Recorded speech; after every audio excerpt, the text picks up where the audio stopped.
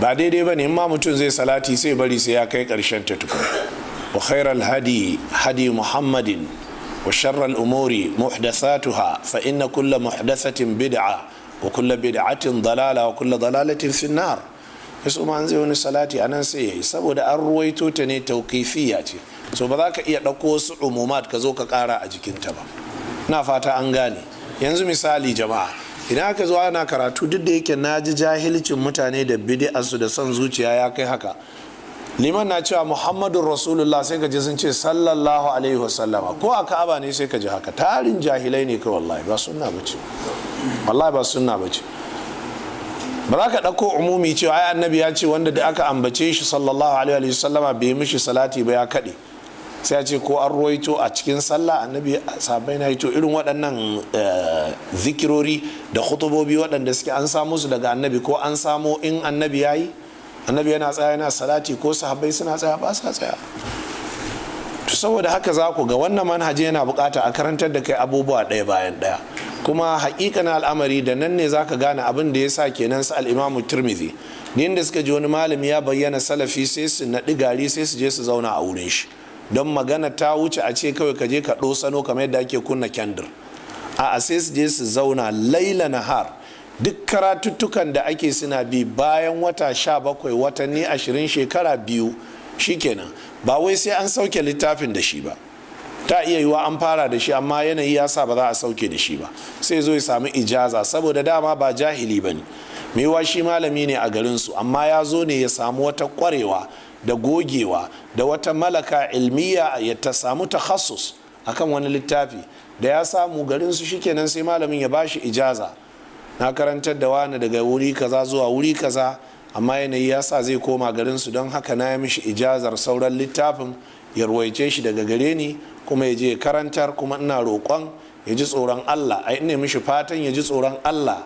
ya tsaya akan hanyar ahlus sunna wal jama'a wadda muka samo daga ainihin malaman farko daga cikin sahabbai da tabi'ai, sannan ina mishi fatan dacewa kuma ina roƙon Allah ya taimake shi wajen ƙarfafa gwiwar shi, sai ga malamin ya waƙa'a ya sa ainihin hannu, shi kenan sai bashi. to wannan shaida ta ishe shi,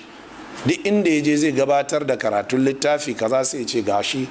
ya koyi karatun wannan littafin gaba ɗaya ko kuma yana da ijazar shi a wurin malamin shi. Allah madaukakin sarki ya taimaka. amma ba'ad,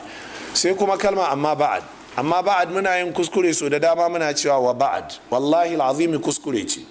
kamar yadda na ce dukkan mu bakunan mu sun saba, amma dole ne mu yi kokari mu kauda wa ba'ad. babu wa ba'ad a sunna, ita amma ba'adu din ruwaito ta akai daga annabi sallallahu alaihi wasallam, dan haka imam al-bukhari ya kulla mata babi nata na musamman, ya ce babu amma ba'adu, babin amma ba'adu ita kanta sunna ce mai zaman kanta, a cikin kitabul juma'a ya kulla mata. saboda haka ba a cewa wa ba'ad. ku karanta ainihin wato zakhiratul uqba sharhin sunanin nasa'i a mujalladin shi na farko, malam al-ethiopi ya tsaya ya yi cikakken bayani dangane da amma ba'adu ita ce sunna, wa ba'ad ba sunna ba ce. amma ba'ad fa hadha kitabun yakadu yakunu durratan faridatan fil maktabati al-islamiyya. malam ya ce kaga wannan littafin to yana kusa da ya kasance wani lu'ulu'u kwaya ɗaya wanda babu kamar shi a cikin ɗakunan karatu. wato wannan littafi yana dab da ya waye gari ya zama ɗaya tamkar da dubu wanda babu irin shi a duk wani ɗakin karatu, wato library. domin kuwa fihi ardun lil mu'taqad, a cikin shi akwai gabatar da aƙidoji murattaban ala anwa'ihi,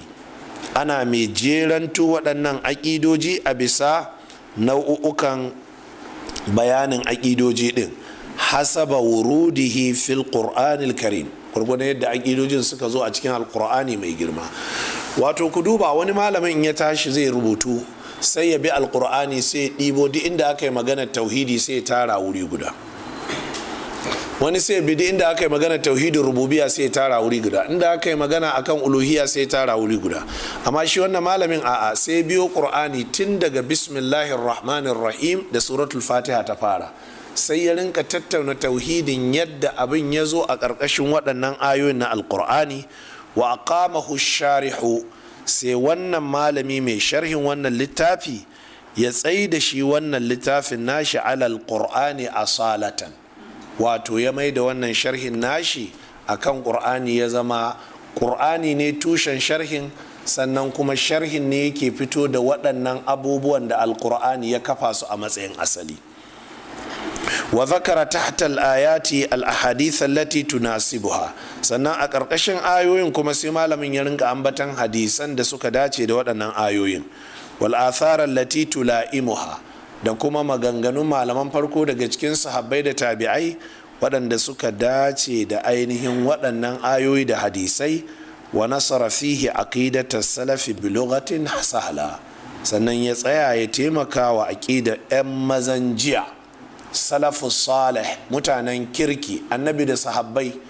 ya tsaya ya taimaka wa aqidarsu da harshe wanda yake mai sauki.